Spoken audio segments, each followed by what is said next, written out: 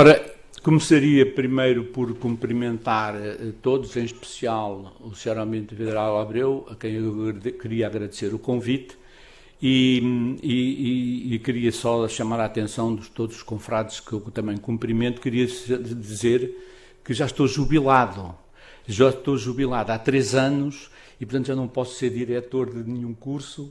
E o meu currículo que eu enviei ainda era mais pequenino do que o Sr. Almirante leu.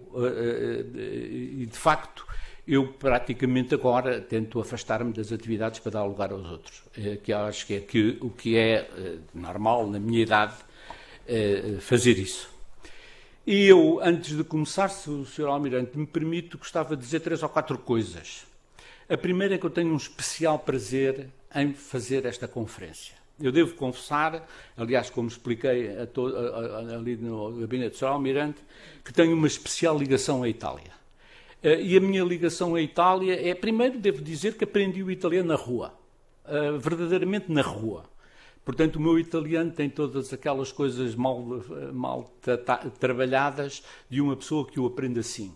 Em segundo lugar, queria dizer, para todos os efeitos, que fui professor visitante nas universidades dos estudos de Palermo, fui professor em Pádua e cheguei a ter até um gabinete na lindíssima cidade de Lecce, onde eu ia todos os meses afincadamente trabalhar em projetos sempre com a Itália. E onde dirigia ainda por cima várias instituições à Itália durante muitos anos. E, portanto, tenho uma especial ligação, ainda por cima, se me permitem, para finalizar, e quero declarar isto publicamente, porque eu envolvi-me no movimento antimáfia. E, portanto, em Palermo. E, portanto, onde era difícil. E, portanto, queria dizer isto para todos ficarem a saber os meus compromissos com a Itália e o meu, se me é permitido assim, especial amor que eu tenho pela Itália.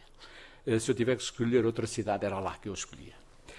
Dito isto, ainda gostava de dizer agora outras coisas mais sérias. Primeiro, pedir desculpa sobre são erros meus sobre os sucessivos títulos, mas eu peço para me levar isto, ao Sr. Comandante, peço para me levar isto à conta da idade, que já vai de vez em quando confundindo a minha cabeça, e por isso peço essa desculpa. A segunda que eu queria também referir era o seguinte: eu vou usar o termo, usei o termo até no título, a palavra comunidade. E gostava de chamar a atenção que eu vou aqui usar essa palavra num duplo conceito. No conceito de uma comunidade estruturada, estabelecida, com privilégios, direitos reconhecidos, mas também vou usar esta palavra, eu procurarei indicar, uma comunidade no sentido menos estrito, um conjunto de pessoas que oriundas de Portugal, nomeadamente. E, portanto, eu vou usar esta palavra de comunidade nestes 2 sentidos variados, mas eu procurarei indicar quando estou a falar de um ou de outro. Eu tive que alargar isto desta minha comunicação, tive que alargar isto para o século XVI. Como vão ver, será tudo justificado, porque no fim, eu falarei sobre o património, porque isto tínhamos que falar em algum sítio sobre o património. E também quero dizer que vou usar a palavra Itália, provavelmente para o sítio e para o tempo em que eu estou a falar. A palavra Itália não tem muito sentido. Eu vou usar a palavra Itália, todos compreenderão que estar-me a referir à Península, mas depois tenho que mandar a referir de vez em quando às cidades-estado, aos ducados, mas eu aí referirei. Mas muitas vezes vou referir a palavra Itália, ou o conceito de Itália neste sentido. E já agora também gostava de dizer que neste processo, e até neste momento, não tem sentido falarmos sobre esta história sem falarmos depois sobre as imigrações do século XVI, porque são centrais os fluxos demográficos do século XVI, que têm a ver com os judeus que saem de Portugal e também se estabelecem muitos deles em Itália. Portanto, eu vou falar sobre os da medieval e os do século XVI, porque é isto que me parece que tem sentido. Ora bem, todos, eu tenho aqui o meu PowerPoint, não fiquem assustados, só tem três imagens, não tem mais. E, portanto, que é para não se assustarem, é este que está aqui. A primeira coisa que os portugueses fizeram que tem a ver com o tema que hoje me ocupa, foi, como sabem, a tomada de Ceuta. Com a tomada de Ceuta, que está ali embaixo, o que todos conseguem ali ver, a tomada de Ceuta era uma espécie de uma chave do Mediterrâneo, como diziam os documentos, e com isto era inevitável que Portugal tinha que se virar também para o Mediterrâneo. Portugal tinha que se virar para o Mediterrâneo, mas reparem, nós estamos a falar do século XV e depois este princípio começado em 1415 desenvolver-se-á numa outra dinâmica, mas é bom termos a noção de que antes de 1415 os portugueses já andavam pelo Mediterrâneo. E é isto, e sobretudo pelo Mediterrâneo Ocidental e o Mediterrâneo Central. E a este propósito interessa-me dizer duas coisas. A primeira que tem a ver com os estudantes que perceberam muito bem que havia, a partir do século XII, um outro direito que começava a emergir, que nós chamamos agora o direito comum, além do direito canónico, e que era preciso aprender, e eles iam-no fazer ali, à cidade de Bolonha, iam também a Paris, mas agora Paris está fora do meu mapa, e iam à cidade de Paris. Isto tem importância para percebermos que, para ir à cidade de Paris, tinha que se lá ir, tinha que se lá chegar.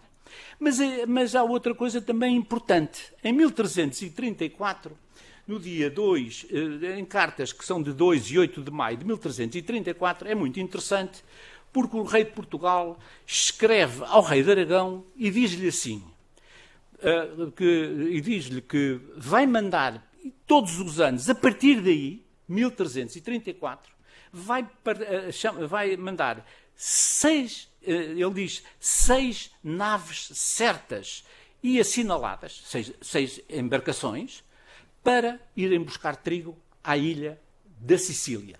E todos os anos, a partir de 1334, começou a haver esse movimento de ir à Sicília buscar trigo.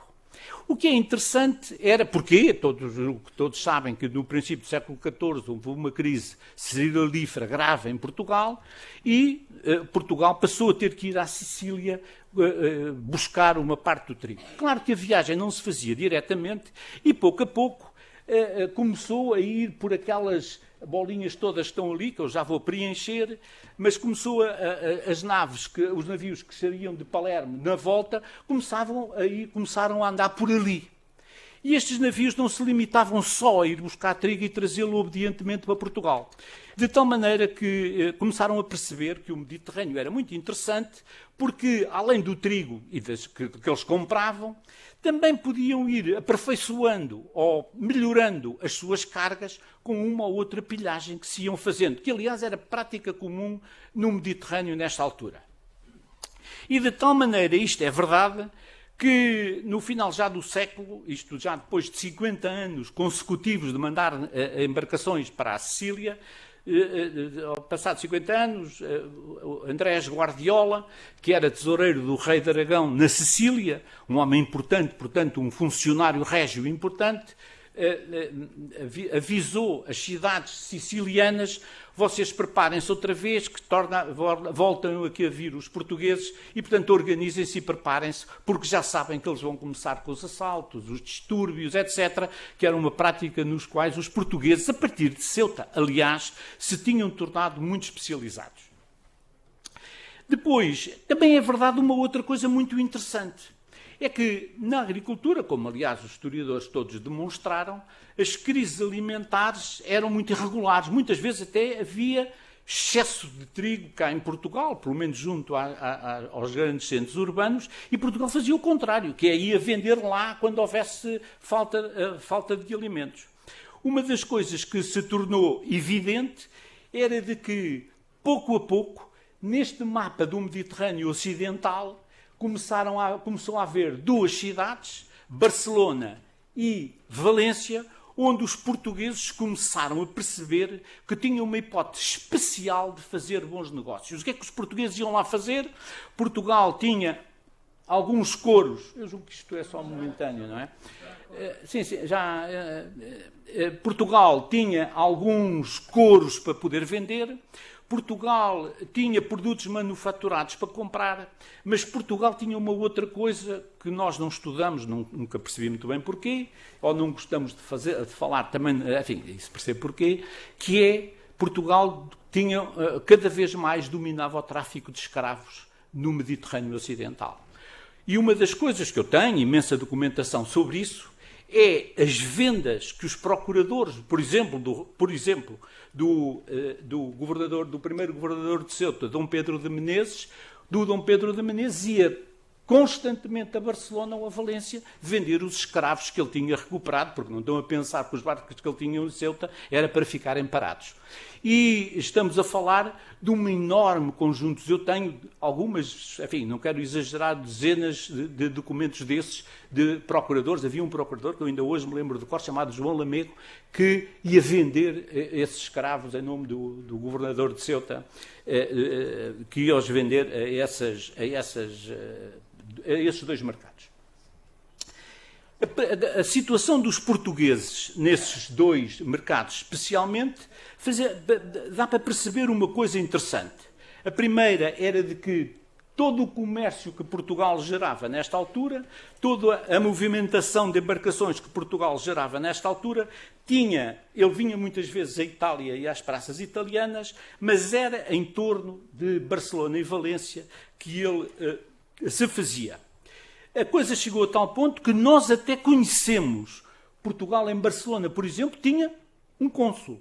Portugal pertencia e integrava uma comunidade mista, uma comunidade constituída por biscainhos, galegos, castelhanos, e havia um cônsul, e só em 1446 foi nomeado o primeiro cônsul português. É uma carta de 22 de outubro, que nós até conhecemos o nome, chamava-se Gonçalo de Serdal. Nós não sabemos nada dele.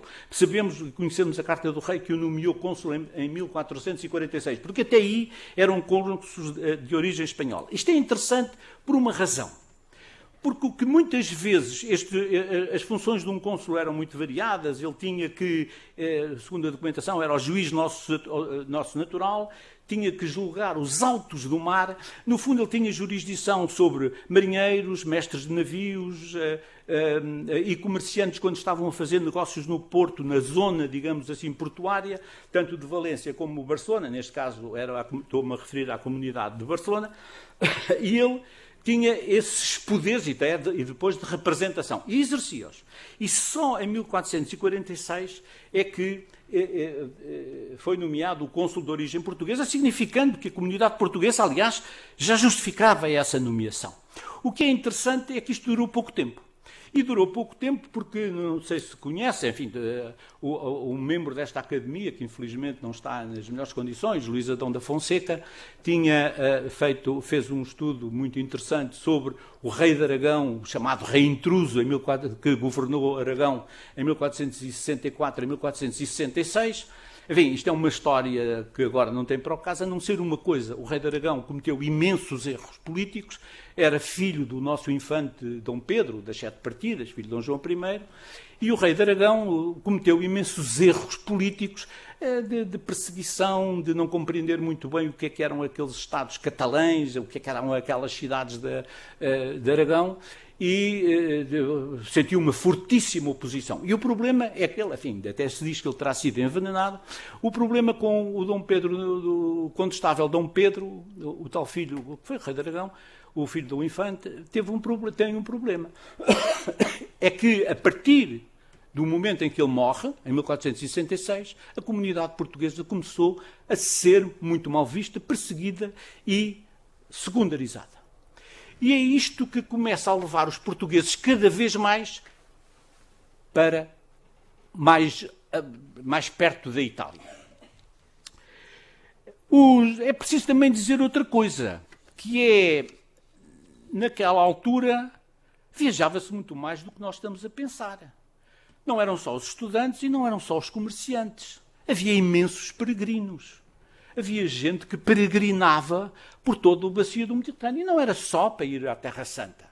Como vão ver, ia-se peregrinar, eu vou dar 1 ou 2 exemplos, mas ia-se peregrinar, por exemplo, a Assis, que era o sítio onde estava enterrado São Francisco.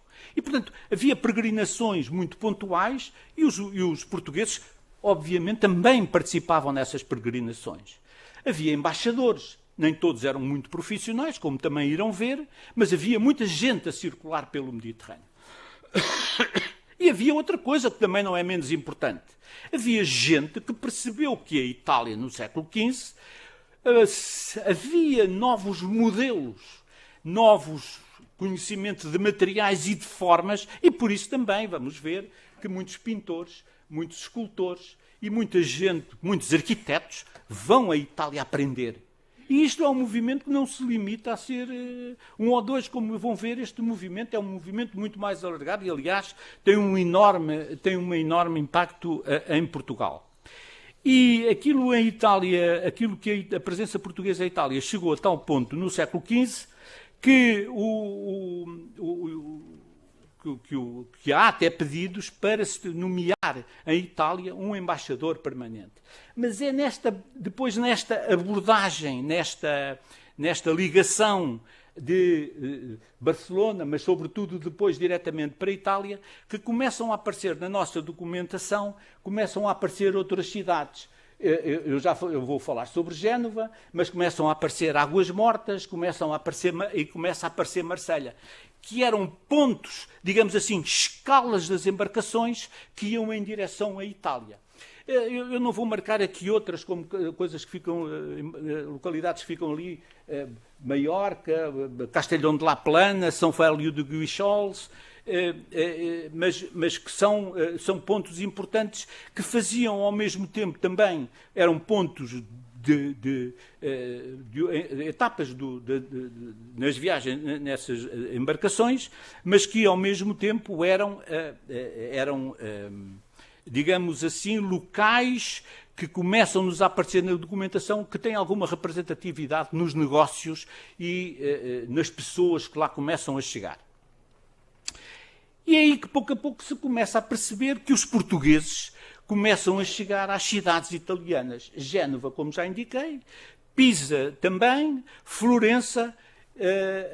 Eu não ponho Milão, porque também há portugueses em Milão, mas depois começo a ter problemas dali pôr tantos nomes de cidades, não me cabem ali, porque a Itália depois, na Península Italiana, com a escala que eu utilizei, não me dá muito jeito. De resto, a comunidade em Milão também portuguesa não era assim tão grande. Isto tem importância porque, aliás, há um autor já há muitos anos, chamado Jacques Hirsch, que diz: a presença dos portugueses nota-se nitidamente nos finais do século XV. E já agora, a propósito disto, deixem-me dizer uma coisa que eu não tenho aqui nos meus apontamentos, mas é um testemunho que eu gostava de dar. E, aliás, porque é que eu também me meti desde o princípio, a partir do momento em que eu me comecei a ter que investigar nas minhas provas de quando era assistente estagiário e depois do doutoramento, porque é que eu me dediquei a isto? Quando eu comecei a tirar o curso de História, eu tirei o curso de História depois de tirar Direito, mas quando eu comecei a tirar o curso de História, uma vez entro numa sala da Faculdade de Letras de Lisboa e vejo em cima das mesas, no chão, por todo o lado, um conjunto de caixas com imensa documentação. Mas imensa documentação, eram cópias de antes, aquilo que a gente antes chamava o stencil, mas eram fotografias, eram, sei lá, milhares. E aquilo explicaram-me que era um projeto que a professora da Universidade de Letras, da Faculdade de Letras, a professora Virginia Rao, tinha a meias com um investigador italiano, cuja obra eu conheço muito bem, chamado Frederico Melis, que tinham feito isto. Tinham recolhido toda a documentação que os alunos, sobretudo os alunos do professor Melis, iam levantando dos arquivos italianos, documentação que dizia respeito a Portugal. E eu fui ter com a professora Maria José Ferro e com a professora Iria Gonçalves, que eram as assistentes dessa professora Virginia Rao, e pedi-lhes autorização, porque eu achava que eram elas que tinham a legitimidade para continuar com esses processos, e perguntei-lhes se elas queriam continuar ou se me deixavam a mim usar essa documentação. Porque cheguei tarde, porque essa documentação, ouçam bem, foi toda para o lixo. Toda para o lixo. O que é assim uma coisa... E foi isto que me levou a dizer, foi para o lixo, eu vou atrás dela. e fui para os arquivos italianos e catalães e não sei o quê. Foi isto que me levou, porque achei aquilo absolutamente uma coisa espantosa. Eu estou a falar de milhares de documentos, não estou a falar de meia dúzia de caixas. Eu lembro que eram umas 40 caixas e depois umas pilhas de documentos isolados. Bom, e para voltarmos aqui às minhas coisas, gostava de também dizer outra coisa, que era a coroa portuguesa, quando precisava, isto era uma coisa que acontecia muitas vezes, e aconteceu muitas vezes no passado, quando precisava de empréstimos, muitas vezes recorria às casas italianas. As casas de Florença, nomeadamente a Casa Cambini, era uma casa que emprestava normalmente dinheiro ao rei de Portugal. E, portanto, ou seja, o que eu quero dizer com isto, e quero dar este exemplo, era mostrar como os portugueses conheciam e sabiam muito bem e reconheciam a vida económica que existia naquela região. E já agora, deixem-me ainda falar sobre o problema de Génova, que é uma das comunidades que me interessou particularmente a Itália. Uma das coisas interessantes sobre a cidade de Génova é que há um documento, eu tenho a cópia em minha casa, ainda sou do tempo em que nós chegávamos aos arquivos italianos, além de podermos levar os livros, porque depois perdíamos todos, mas isso é outro problema. Mas me tiraram fotocópias de um documento, ele tem 2 metros. O documento que em causa é um pergaminho com 2 metros, que eu tenho tirado em Génova, e esse pergaminho é muito interessante, porque é um pergaminho, eu nunca tive paciência para o traduzir todo, para o transcrever todo, que é um pergaminho com 2 metros, como imaginam, é enorme, e esse pergaminho é de 12 de maio de 1389 e faz uma coisa muito importante. Esse pergaminho foi assinado em Lisboa, na presença do rei Dom João I e do embaixador de Génova, nessa altura, chamado-se Ambrogio di Mani, e esse documento é simultaneamente o reconhecimento do rei de Portugal de que há uma dívida derivada da pilhagem de navios genoveses feita por portugueses. Essa verba, o rei de Portugal traduz aquilo, aceita assumir a dívida como se fosse um empréstimo, promete pagá-la em 3 anos, mas com uma condição curiosa. É que estabelece, está documentado, está escrito nesse documento, estabelece um acordo entre as duas entidades, a Senhoria de Génova e o Reino de Portugal, de que haveria pazes e muita cooperação económica e política entre as duas cidades. Isto é muito interessante, é mal conhecido e nunca foi estudado, e eu penitencio-me porque fui eu que o encontrei, ainda lá está em minha casa, as fotocópias para se traduzir. Notem que o que é interessante com isto é o seguinte: a comunidade portuguesa de Génova, que pelos contas que eu fiz seria composta por algumas dezenas de indivíduos, conhece o primeiro embaixador em 1469, 3 anos, afinal, a seguir à morte do rei do condestável Dom Pedro, e é por isso que é importante perceber esta lógica, numa carta de 5 de julho de 1469, e nomeia esse embaixador um homem que era de uma família italiana, curiosamente, mas cônsul, um homem que era de uma família italiana, conhecida, ele chamava-se Marco Lomellini, e ele sendo de uma família italiana, mas passa a ser o cônsul português em Génova. E esse cônsul recebe essa incumbência de representar a comunidade e fazer todas aquelas operações que um cônsul é obrigado a fazer. Eu estou ali a olhar para o relógio para não falhar. A outra coisa também curiosa que, entretanto, acontece, e à medida que, pouco a pouco, sobretudo a partir de uma coisa que um dia valia a pena estudarmos melhor, que são os manuais de mercancia, portanto, os livros de mercadores chamados, que é muito interessante, porque havia uma casa no princípio do século XV, por volta de 1410, ele morre em 1410, havia um homem muito importante na Europa, chama-se Marco d'Attini. O Marco d'Attini era um homem de uma cidade e aqui vai mais um, que era a cidade do Prato, que ainda hoje existe, já agora tem o mais bonito museu de têxteis, eu colaboro com eles, como calculam, é o mais bonito museu de têxteis tradicionais da Itália, e este Marco d'Attini era um homem que tinha uma companhia riquíssima, que tinha várias sucursais na Europa, mas não conhecia Lisboa. E o que é curioso é que, quando vêm os agentes da Atini, passam por Lisboa e há um que desembarca, vai ver o que é que havia em Lisboa para comprar e vender e diz: aqui há uns couros absolutamente extraordinários, e mandou para a casa príncipe, a casa-mãe, mandou uma coisa importante, uma remessa importante de couros para se fazer a sua avaliação, e a partir daí a Casa da Atini começa a fazer negócios em Portugal. Isto é interessante porque hoje a Casa da Atini, eu tenho as cópias das letras de câmbio que existem na Casa da Atini, mas nunca foram estudadas, como calculam, porque aquilo... aliás, é curioso, já agora, eu tive muitos projetos no Prato, junto desta cidade, e curiosamente há uma estátua do Marco da Atini junto à Câmara Municipal, e curiosamente eu era o único que conhecia a figura do Marco da Atini. Nenhum italiano conhecia quem era aquele senhor que ali estava à frente. E era eu que lhes tinha a explicar. Este era o... E este Atini ainda tem uma outra coisa muito importante. É que o Datini, o Palácio Datini no Prato, é um palácio onde interviram pintores portugueses, que eu já vou falar daqui a bocado. Porque era lá também que eles trabalhavam, em toda a Toscana que eles trabalhavam. Mas agora também convém perguntar, e o que é que os portugueses tinham para oferecer aos italianos, naquela altura, às cidades-estados italianas, o que é que eles tinham para oferecer? Isto é interessante porque os portugueses tinham para oferecer uma coisa que naquela altura fazia falta. Reparem, eu agradecia que percebessem isto que eu agora vou dizer, que é, Portugal estava a fazer uma aposta nitidamente no Atlântico. As embarcações que nós estávamos a usar no Atlântico eram embarcações estruturalmente, tecnicamente, diferentes daquelas que se usavam no Mediterrâneo. E aquilo que havia era em Portugal muitas embarcações que não dava para navegar no Atlântico, mas faziam o trabalho aqui no Mediterrâneo.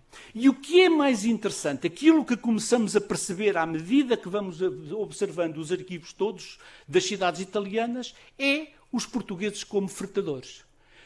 Naqueles navios todos, aquela capacidade de carga que nós tínhamos e já não a estávamos a aplicar porque estávamos a ir para o Atlântico. E é muito interessante esta ideia de capacidade de carga que tem a ver com o tipo de navegação que se está a fazer naquela altura e que é a pela principal em que o Reino está a apostar.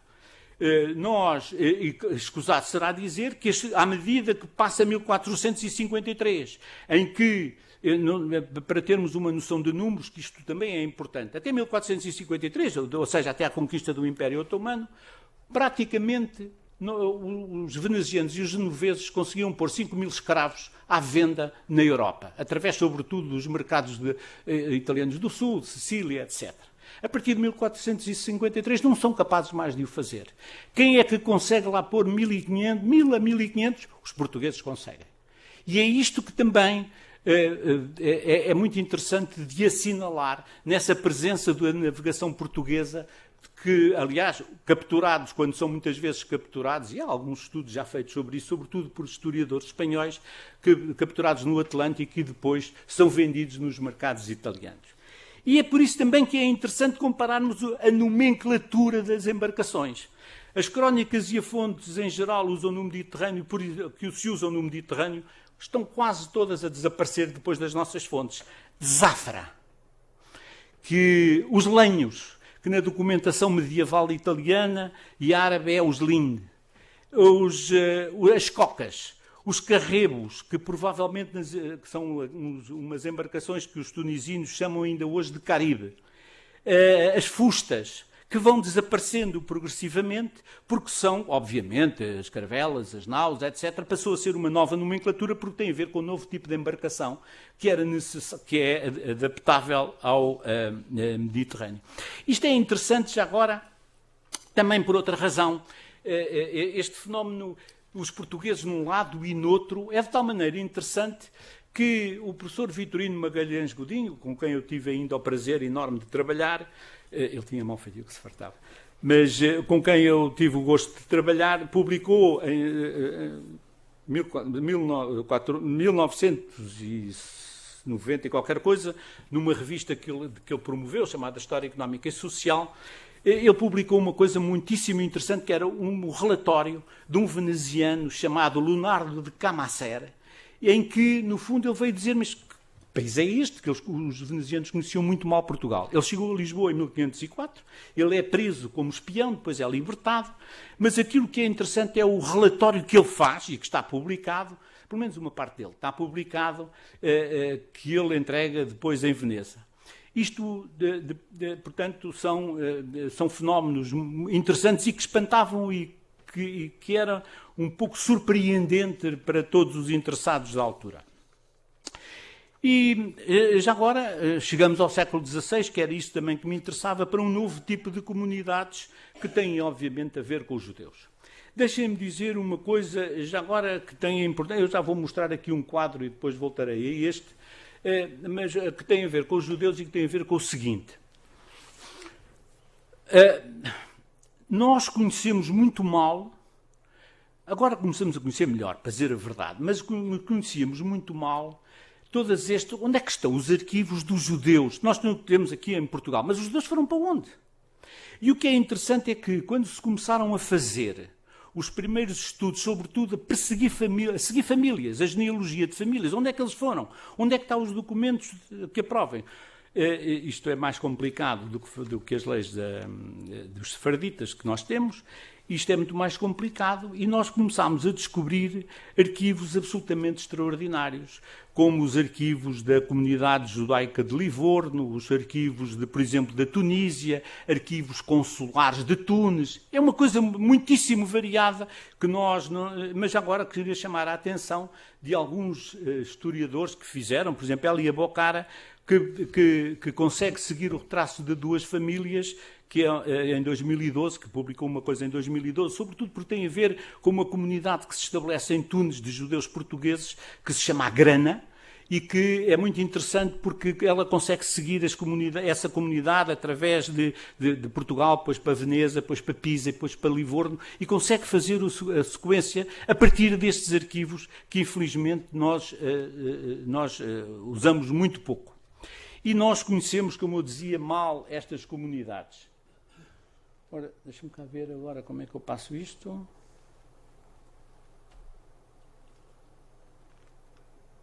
Não.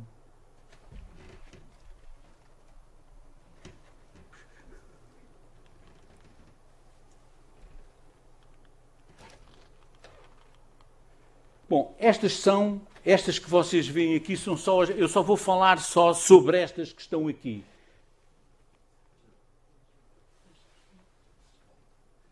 Não, eu sei que tenho que esperar, já assisti tantas vezes. Estas que estão a vermelho, que vocês veem, que todos veem aqui, são as comunidades judaicas mais relevantes. Portanto, Orão, Argel e Tunis. Depois, Livorno, provavelmente a maior. Notem que os judeus, na contagem que há dos judeus de Livorno nos finais do século XVIII, eles eram 5.000, não é brincadeira nenhuma como comunidade. Ancona, que já vão ver porquê, e Veneza, que é posterior, e Nice também, que tem a ver com o Ducado de Saboia. O que é interessante disto é nós percebermos como é que estas comunidades progressivamente se foram estabelecendo. Este quadro, que eu não vos vou amassar, estejam descansados, só há mais uma imagem aqui do meu PowerPoint. Mas isto é para resumir isto que se fez nos diferentes, nos Estados Papais, no Ducado da Toscana, da Saboia, Ferrara-Modena e de Veneza. O que é interessante, julgo eu, aqui é assinalarmos duas ou três coisas. Primeiro, as pressões para fechar essas comunidades e para não deixar essas comunidades funcionarem era enorme. E muitas vezes faziam-se as bulas de expulsão ou os decretos de expulsão, mas depois não se expulsavam. Isso aconteceu imensas vezes. Outras vezes, por exemplo, a cidade de Veneza aproveitou, todas as cidades que tinham expulso os judeus, que entretanto tinham expulso os judeus, foi com esses que depois emigraram para Veneza.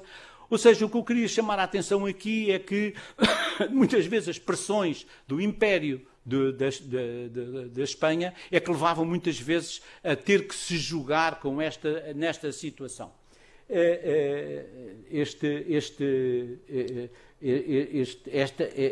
estas comunidades, para todos os efeitos, tinham estatuto próprio, que era isso que também importa assinalar, tinham a definição dos seus direitos e deveres e tinham, sobretudo, obviamente, a liberdade de culto que lhes era indispensável. Ora bem, só em Itália, como eu já referi, havia muita gente para além dos mercadores. E isto estava longe a situação está longe de se restringir aos mercadores. Eu falei nos estudantes há bocado e já agora deixem-me dizer uma coisa. Eu não fiz agora, não percorri mais cidades ou mais universidades, só para me restringir a alguma das regiões centrais da Itália, queria só chamar a atenção, só dar 2 ou 3 exemplos. João de Deus, que em Bolonha, que foi professor em Bolonha, ele ensinou entre 1229 e 1260, num estudo que foi feito pelo antigo professor da Faculdade de Letras. Ele identificou um abade, Frei Gomes, que foi abade de Santa Maria de Florença no século XV e que pelo menos entre 1440 e 1443 três vice-reitores também foram eleitos. E é nesta situação de haver muita gente das comunidades, mas notem, as comunidades eclesiásticas têm uma coisa: elas não são uma comunidade autónoma, elas obedecem às regras da ordem onde estão integradas. E, aliás, como os estudantes, é a mesma coisa. E daí a proposta de um embaixador, Lope de Almeida, ter sugerido ao monarca português para nomear um embaixador permanente. Mas agora, deixem-me só aliviar esta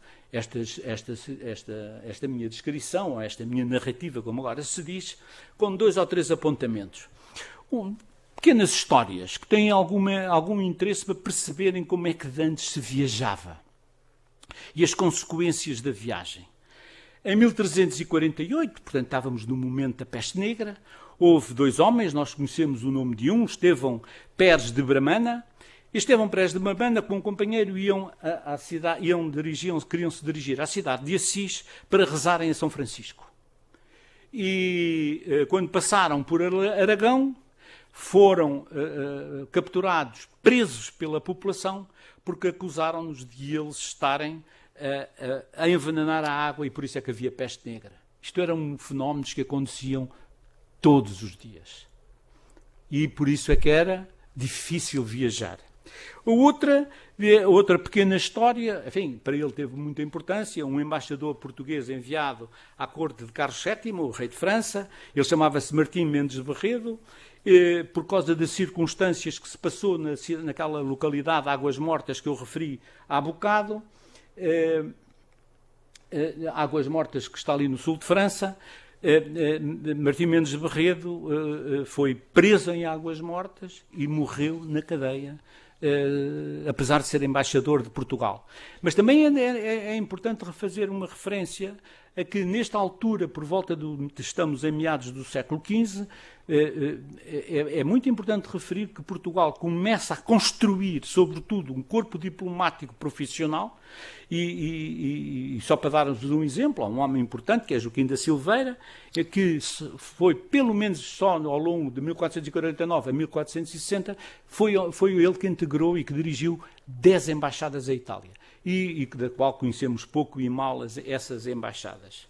E por isso eu agora, que já vai sendo horas, vou tentar fazer aqui alguma conclusão. Estas comunidades de mercadores e marinheiros e depois de judeus que circularam pelo Mediterrâneo começaram por se relacionar com as cidades do Ocidente e com o tempo foram-se estabelecendo no Mediterrâneo Central e em especial em Itália. Aqui chegados, importa talvez perguntar sobre as razões por que o faziam. As cidades italianas do Norte, em conjunto, eram um dos polos económicos europeus mais dinâmicos, com capitais para investir em negócios, com um sistema bancário e de seguros bastante estabilizado e que garantia a continuidade dos negócios com métodos e instrumentos financeiros e económicos muito mais evoluídos daqueles que Portugal tinha. Um parênteses, não é por acaso que em Génova apareceu o primeiro banco que nós consideramos o Banco de São Jorge, que acabou no século XIX. Notem bem, que só acabou no século XIX. Foi nessas regiões que os portugueses conheceram e aprenderam as vantagens económicas e financeiras que permitiam dar consistência aos seus negócios. Por outro lado, em muitas cidades de Itália, a par dos negócios havia uma hipótese de gozar de alguma liberdade melhor, de garantias jurídicas baseadas no direito comum que se ia espalhando pela Europa. Era nessas universidades que se ensinava o direito comum e canónico e que os estudantes também procuravam para depois implementar em Portugal, mas também aprender medicina, aritmética e geometria que ganhavam no espaço no saber e na aprendizagem dos alunos. Papel semelhante, aliás, acho que é justo dizê-lo, ao que nos nossos dias as universidades americanas desenvolvem. Como todos sabem, era o tempo do Renascimento e a Itália o seu centro. Pintores como João Gonçalves, o Giovanni di Gonçalves dos documentos, ou Álvaro Pires de Évora, que ainda há pouco teve uma exposição no Museu Nacional de Arte Antiga, não admira que procurassem aprender em sítios como Florença, pois era lá que as novidades das técnicas e das formas tinha ganho novos contornos. Por outro lado, não é difícil encontrar esse património de influência italiana em que os novos materiais e conceitos eram reconhecidos. Para perceber essas ligações, basta olharmos para quase todas as fortificações e muitas igrejas construídas pelo país e pelo Império, e por todo o Império. Arquitetos portugueses famosos como Miguel Arruda, Diogo de Torralva, João Castilho, todos eles viveram na primeira metade do século XVI. Aliás, os dois primeiros nasceram exatamente no princípio do século, 1500. Deixaram um património que ainda hoje podemos admirar.